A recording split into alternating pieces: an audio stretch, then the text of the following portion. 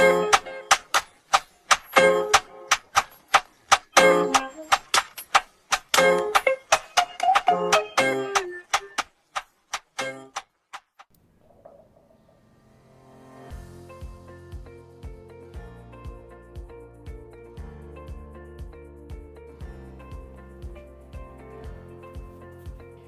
everyone, my name is Torj and welcome to another episode of Torj on Tour.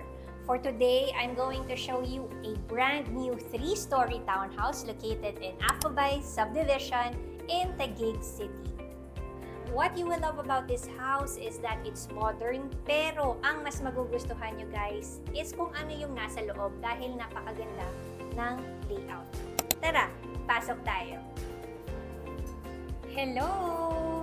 So, as we enter this main door, you are welcomed by this open living space, which I already love because it is surrounded with lots of windows that bring in so much natural light. And ang gusto ko dito guys, they use neutral colors on the flooring, on the walls, and meron pang ceiling lighting that makes this space very clean and modern looking and very simple guys. So it's very easy for you to decorate this area. And right beside the living space is the outdoor area. So this outdoor space or the patio can easily be converted into your pocket garden. So this is the perfect spot for you guys to unwind, relax, or just have that fresh air. And ang maganda dito guys, the glass doors and the windows make the entire house feel connected. And I love how these windows and glass doors give so much brightness and extra light in the entire home. So hindi lang dito guys sa ground floor nakakaliwanag itong patio na to, but also on the second and the third floor, which I'll show you later on.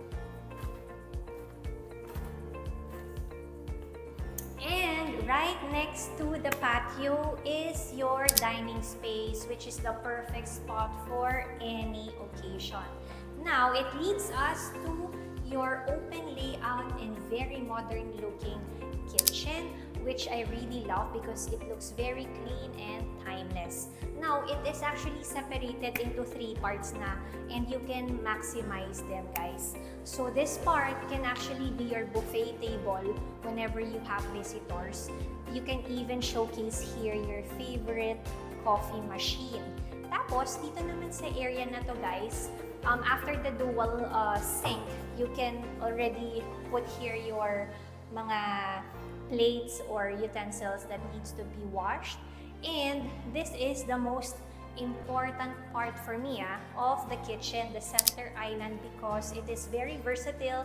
It can be your preparation table or even your breakfast nook. So I always tell this or I always mention this in my previous vlogs, kaya wag kayong magsasawa guys. And I love how the space flows very easily from the kitchen to the dining, to the patio, and to the living room. So yeah, I really love the openness of the kitchen because of the windows. It is very bright inside, which is very important. Lalo na pagka mahilig ka magluto. It gives you that very good vibe. So right beside this kitchen is this space which you can actually maximize by maybe putting another room if you need a helper's room. And kung hindi naman helper's room, you can actually maximize this as your dirty kitchen and your utility area. So now, let's proceed to the second floor, guys. But before that, I think I've mentioned this in my previous vlog as well. You need to have a powder room. So dito sa house na to, syempre meron. So this is dedicated for your guests. And before we go up, guys, I just want you to see this space under the staircase, which you can maximize as your storage by putting doors over here. Plus, you will see guys, itong window na to by the patio brings in so much natural light even sa stairs as we go up. And I just love how beautiful the wooden staircase is, how the warm tone was used, how the built-in lights were added. Plus, by using this vertical bar railings, it really adds up to the overall modern-looking vibe of the entire house. So, tara, taas tayo! So, as we step on the second floor, let me show you bedroom number 1. So, this bedroom is actually very spacious. This is the bedroom which is nearest to the staircase, and what you would love about this bedroom is that it has this big window that gives you the exposure of greeneries, which is very calming. Plus, you have already built-in cabinets. This one can be your working station. At the same time, you can put your media center over here. And you already have the built-in closet as well. Maganda rin dito, guys. It's very convenient. Since it has its own bathroom.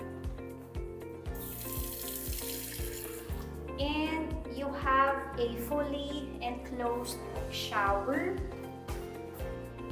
And you have a very good source of ventilation for your bathroom, which I always tell sa iba ko ding vlogs kasi for me, it's very important na very well ventilated ang bathroom.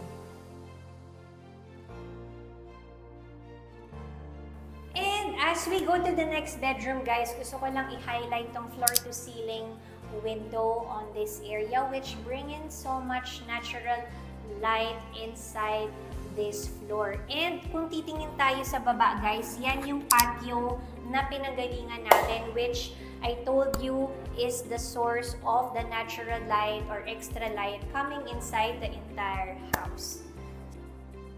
Now, the most important part of this house, which is the primary bedroom. So it's very massive, guys, wherein you can even put your own sitting area on this space. Plus, as we go further inside this room, this is your big bedroom space wherein you can put your own king-sized bed. And you have this big windows, which again, I really love. It brings extra light inside your room and it really gives so much positivity inside this room. So when you wake up in the morning, lagi kang good vibes. So now, let me take you to the most important part for the ladies, I think, which is the walk-in closet. So this is your storage for all your favorite clothing, bags, shoes, or your accessories. And of course, this is the primary bathroom, which is very spacious. And ang maganda dito, guys, sa mga bathrooms is that they already have built-in cabinets and shelvings under the sink for all your regimen needs para clutter-free din si bathroom. And you have this full enclosed shower. And again, ang favorite ko, pagka merong shower niche, talagang modern na modern siya because it makes the bathroom again clutter-free. Nakita nyo ba yan? Tama ba? Dalawa yung windows for very good ventilation. And now that I've shown you 2 bedrooms already, let me show you what's on the 3rd floor. Tara!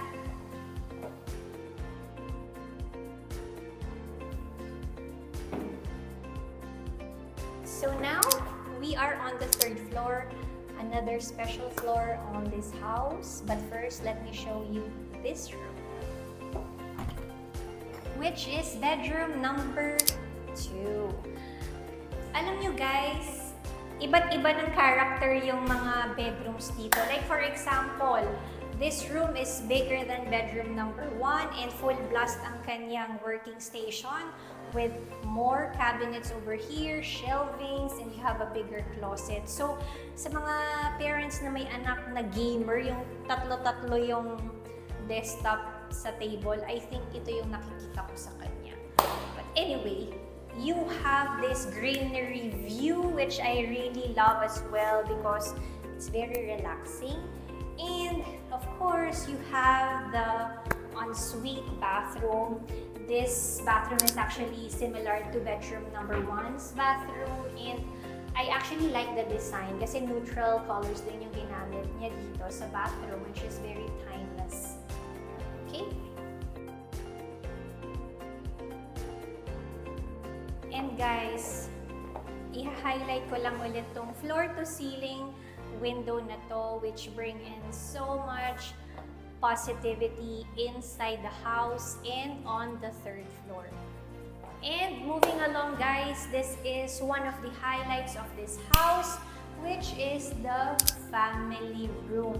Actually, you can convert this area into a lot of things, but for me, I imagine this as the family room wherein you can create so much memories in this area. And right beside this living room is a common bathroom, which actually for me has a different personality as well. It's they used a different palette for this bathroom, but I also like because it's still very clean looking. And of course, this common bathroom is dedicated for this bedroom, which is bedroom number 3. So kung nakikita nyo guys, iba na naman yung style niya. Ito naman, a little smaller na closet, pero very big entertainment provision for your media. Now, this one is actually what I like to call the flexi room, since this can be a guest room, another family room maybe, or another recreation room. It's really up to you, but for me, I imagine it as another bedroom since meron siyang ganitong built-in cabinets. Now, I forgot to tell you that all of the bedrooms here have provision for split-type air conditioning units. Okay?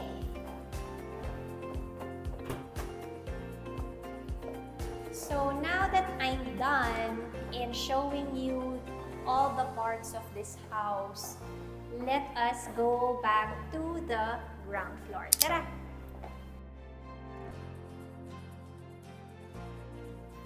So this house sits on a lot area of 127 square meters and with a total floor area of 330 square meters.